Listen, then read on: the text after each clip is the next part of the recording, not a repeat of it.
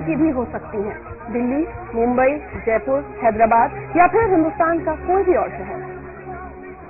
आमतौर पर ऐसे हादसों के बाद टेलीविजन स्क्रीन पर या अखबारों में नजर आते हैं कुछ चेहरे, सुनाई देते हैं कुछ नाम, वो नाम जिन्हें हम आतंकवादी कहते हैं, वो चेहरे जिन्हें हम खौफ के चेहरे बताते हैं। कुछ दिन सुर्खियों का हिस्सा बनने के बाद इनमें से कुछ नाम और कुछ चेहरे कहीं गुम हो जाते हैं। जानते हैं क्यों? क्योंकि अदालत उन्हें बाइज्जत बरी कर देती है, उन पर लगा आतंकवादी होने का इल्जाम हटा लिया जाता है। लेकिन क्या आपने कभी ये जानने की कोशिश की है कि क्या हुआ उन लोगों के साथ जिन्हें बताया गया था गुनहगार? कैसे बदल गई उनकी जिंदगी हमेशा हमेशा के लिए? कैसे एक इल्जाम ने तबाह कर दिया उनका वजूद? इमरान क्रिकेटर बनना चाहते थे, लेकिन उनके माता पिता चाहते थे कि वो एक इंजीनियर बने, पैसा कमाएं और अपनी बहन के हाथ पीले करें। लेकिन उनके ऊपर लगे एक इल्जाम ने सब कुछ तबाह कर दिया। उनकी बहन के लिए रिश्ता आना तो दूर, रिश्तेदारों ने भी मुंह फेर लिया। एक आतंकवादी को सबक सिखाने के लिए लोगों ने उनके घर पर पत्थर फेंके और हालत ये हो गई कि इमरान ने भी इस जिल्लत से तंग आकर खुदकुशी करने का फैसला कर लिया। इमरान, क्यों करना चाहते थे खुदकुशी? खुदकुशी इसलिए करना चाहता था क्योंकि मेरी वजह से जो है मेरे घर वालों को बहुत प्रॉब्लम हो रही थी और सिर्फ मुझे ये पुलिस वाले लेकर इतना न्यूज में बता रहे थे और मेरे घर पर कई बार खतरा हुआ और मेरे जो भाई है उनके स्कूल में उनसे तरह तरह के सवाल पूछे गए थे और मेरी बहन को उनके इंस्टीट्यूट से निकाला गया था क्योंकि वो मेरी बहन है और मेरे जो पिताजी है उन्हें उनके प्रमोशन की जगह डिमोशन दिया गया था। तो उसकी वजह से जो है मैंने सोचा कि मेरी वजह से इतनी प्रॉब्लम आ रही है, चलो मैं ही मर जाता हूँ तो ये सब प्रॉब्लम खत्म हो जाएगी। क्या हुआ था आपके साथ? क्यों पकड़ा गया आपको? मुझे इसलिए पकड़ा गया था कि मुझे बताया गया था कि आप जो है मक्का मस्जिद ब्लास्ट के जो मेन एक्यूज्ड है, मेन जो कॉन्स्पिरेटर है वो मैं ही हूँ, मुझे बताया गया था। मीडिया में उन्होंने ये बता दिया कि ये जो है इमरान जो है एक मक्का मस्जिद ब्लास्ट का एक्यूज्ड है और इसने ही ये मास्टरमाइंड है जिसने ये ब्लास्ट करवाया है। और उसके बाद फिर अगस्त 25 को लुम्बिनी और गूगल चाट का ब्लास्ट हुआ था, उन्होंने मेन कॉन्स्पिरेटर फिर मुझे ही बताया था। तो उसके बाद में मुझे लेकर गए थे नार्को के लिए। जैसे ही वो नार्को टेस्ट कंप्लीट हुआ, उसके नार्को टेस्ट जो है 5 या 6 बजे खत्म हो रहा है, उससे पहले ही 5 बजे रिपोर्ट आ रही है कंप्लीट न्यूज चैनल्स में कि इमरान ने हर चीज कबूल ली, इमरान ने हर चीज अपने ऊपर ले ली कि उसने ये सब करवाया है। एक बात बताओ, आज अगर मैं आपसे कहूँ कि जुलाई 2007 जब आपको गिरफ्तार किया गया, जी, वो दिन 22 साल की उम्र थी सिर्फ आपकी? 22 साल। एक आम लड़का क्या कर सकता है? क्या कर रहे थे आप उस दिन? कहाँ थे? मैं जो है क्रिकेट खेलकर कोई दोस्तों के साथ बाहर गया था, तो वहां से क्रिकेट खेलकर मैं वापस आया घर पे। आके मैं अपना नॉर्मली खाना वाना खा के सोया था और मुझे पकड़ने के लिए जो है ये लोगों ने कुछ 7 से 8 गाड़ी, जैसे आपने देखा कि बिलाल, इस हेडलाइंस में एक है कि शाहिद बिलाल एक करके कोई टेररिस्ट है बड़ा, और वो टेररिस्ट ने 300 मेंबर्स में से मुझे चुना था क्योंकि बिकॉज आई वाज द मास्टरमाइंडेड।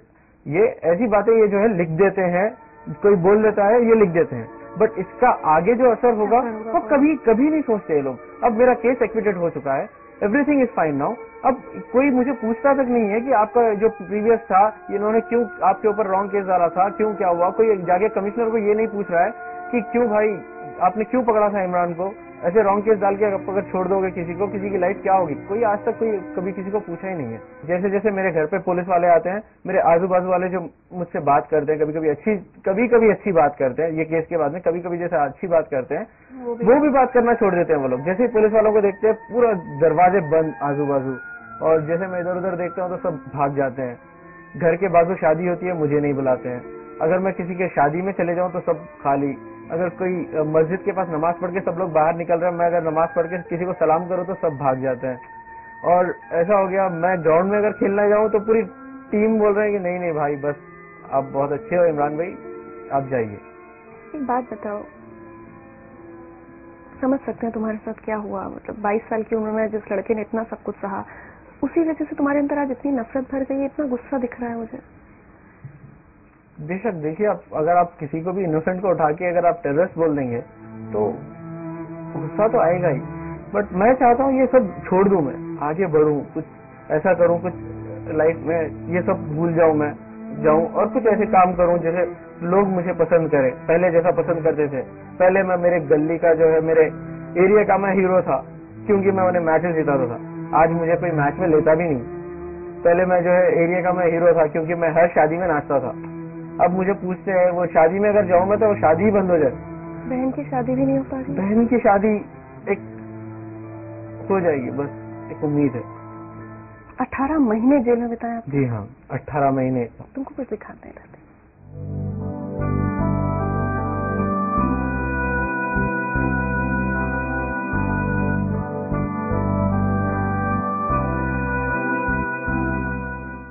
ये चंचलगढ़ सेंट्रल जेल है, यहाँ पे रखा गया था मुझे, और शुरू से आखिरी तक 18 महीने मैंने ये जेल में बिताए हैं।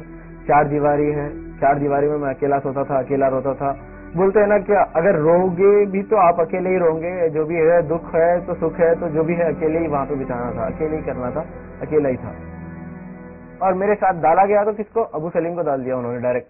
मैं अबू सलीम को देखते, मैं अबू सलीम को बेकार बेकार क्वेश्चन पूछ रहा था, आपकी मोनिका वैद्य से शादी हुई? तो वो बोल रहा था यार तू अभी बच्चा ही है, तो देखो ये इसको किसने डाल दिया केस में? ये अबू सलीम कह रहा है मुझे, एक क्रिमिनल होके दूसरे क्रिमिनल को समझा रहा है ऐसे। बहुत टॉर्चर भी किया गया? टॉर्चर बहुत ज्यादा। एक बच्चे को उठाते हैं, जो कॉलेज जाने वाला बच्चा है, खेलने वाला बच्चा है, उसे उठा के ऐसे मारा जाता है, 3rd डिग्री टॉर्चर दिया जाता है। मुझे जो है नॉर्मल इलेक्ट्रिक शॉक्स दे दे के परेशान, और इलेक्ट्रिक शॉक्स भी ऐसी जगह पे दिए जाते थे, प्राइवेट पार्ट पे। और प्राइवेट पार्ट पे यार समझ नहीं पाते। अब मैं वो पेन भी नहीं बोल सकता हूँ मैं आपको, इतना बुरा था वो एक लम्हा। जब मुझे मारा जाता था तो दिमाग में एक टाइप ऑफ व्हाइट रोशनी आती थी, आंख बंद करता था, ऐसे रोशनी आती थी, फिर ऐसे बिछड़ छोड़ दिया। अच्छा, वो मार दिया उन्होंने जेल में। उसके बाद में कंटिन्यू 3 महीने तक मैं रात में बराबर सो नहीं पाता था। सब लोग बोलते थे यार तू नींद में जो है एकदम उठ जाता फिर बाद में सोता है। तो बोलता था नहीं मैं तो सो रहा था ना। नहीं, वो बोलते नहीं मत मारो बोलते रहता है ऐसे। मैं हर मार पे एक ही बात पुकार रहा था, अम्मी बचाओ, अम्मी बचाओ, अम्मी बचाओ। मैं सोच रहा था शायद ये आवाज कहीं तक चले जाए, कोई आ जाए मुझे बचाने के लिए। फिर उसके बाद में मुझे जो है ऐसे बाल पकड़ के खींचते हैं नजदीक और ऐसे लात से मारते। जैसे मारने के बाद में उनके हाथ में अगर देखें इतने बाल आ जाते थे। जेल का सर्टिफिकेट है मेरे पास 2 साल का, वो दूं? कोई देगा मुझे नौकरी?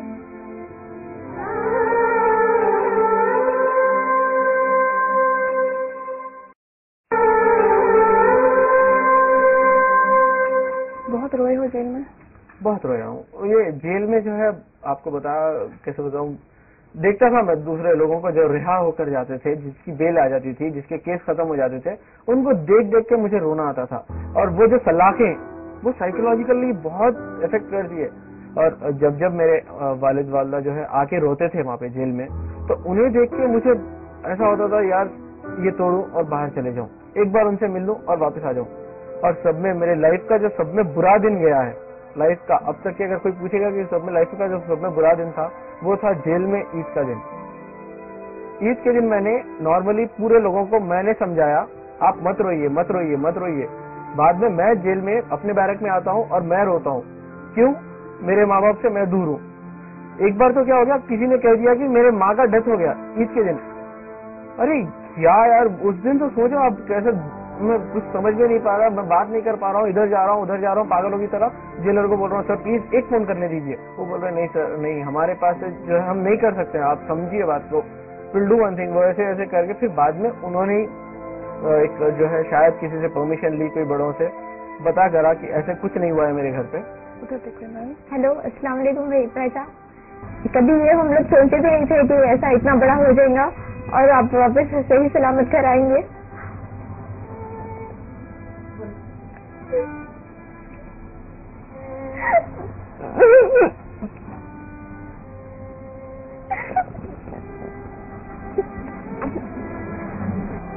मैं पापा को कभी रोते भी नहीं देखी। पापा तो आपके लिए बहुत ज्यादा रोते थे, हम सबसे ज्यादा पापा का रोना था। कैसे भी हो वो दिन मैं याद करना नहीं चाहती। आप आ गए, बस खुश है हम लोग।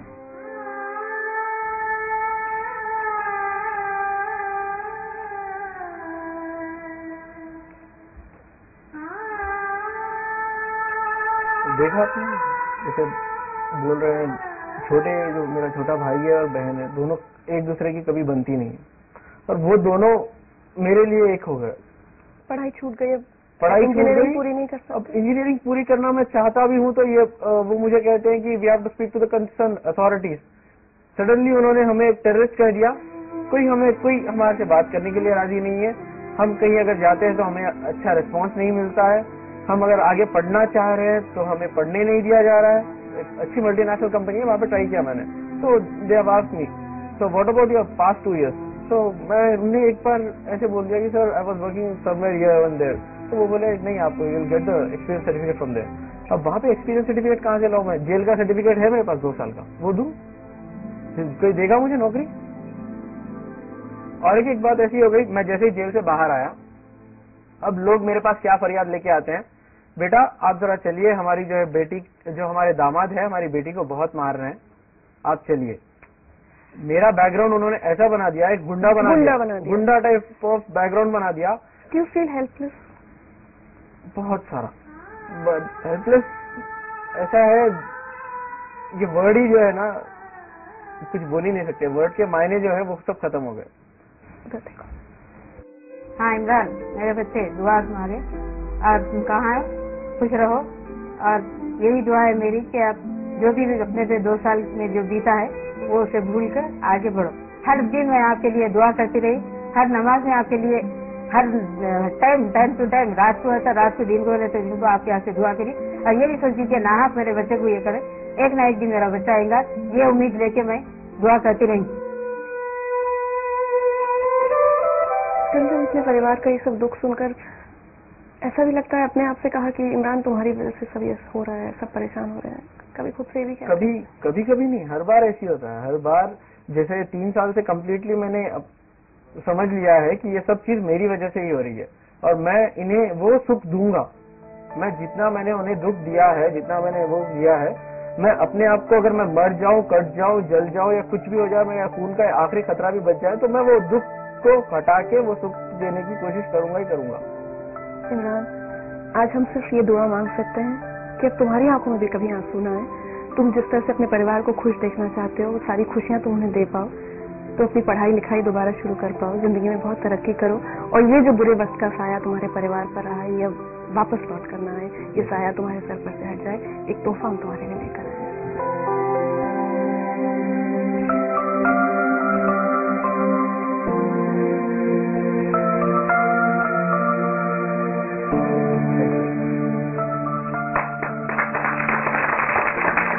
दुआ कीजिए वैलेट कभी भी फुल रहे, हमेशा फुल रहे, हमेशा फुल रहे, ये हमारी दुआ है।